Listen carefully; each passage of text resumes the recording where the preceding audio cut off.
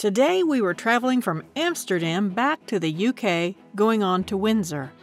We were up early, and after a quick train ride to the airport, we checked in, and after getting thoroughly searched, as in every bag we had, we made the hike to our gate D4.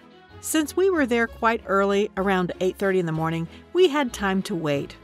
It was really fun watching the British airline plane unload its cargo when it arrived, which was kind of cool. Soon it was time to board the plane. We got settled into our seats, and in no time, we were flying over the Thames, landing back in London. After customs, we collected our big bags at the baggage storage. Our driver, Ali, picked us up, and we were off to our apartment in Windsor.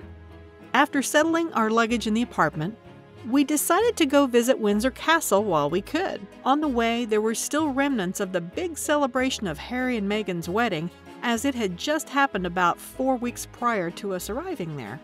As we went along the tour, I began to realize a few things. It is much larger than I had anticipated, sitting on about 13 acres, and I can see why the Queen loves this place. It's very picturesque and low-key, very laid back. And another thing, tour guides don't like it when you video their speeches, so just don't get caught, okay? Windsor Castle is the longest occupied palace in Europe, first built in the 11th century after the Norman invasion of William the Conqueror. It has centuries of fascinating history and around 1,000 years of architectural history as well.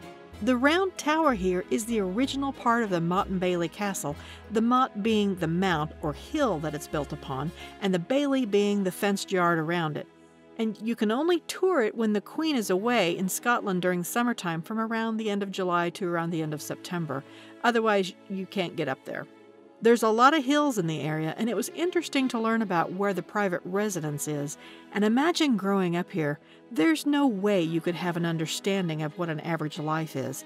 I can see why Diana was adamant on giving William and Harry as much of a normal childhood as possible. When I found Henry VIII's suit of armor, I met a staff member named Donald, and I asked him about the fire back in 1992.